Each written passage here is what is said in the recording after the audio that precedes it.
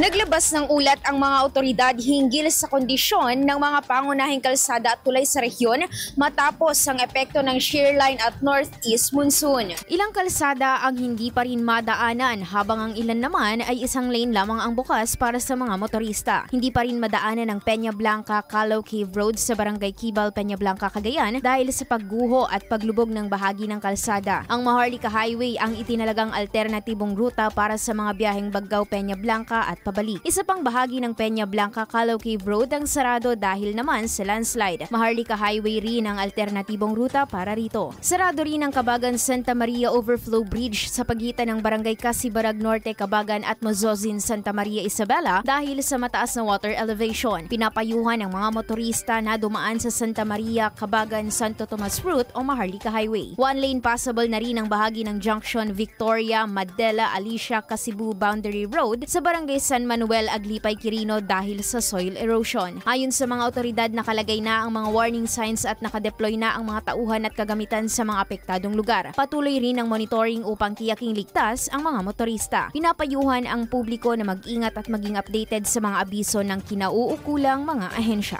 Para sa IFM News, ako si Idol Zaira Kuntapay. Idol! IFM News.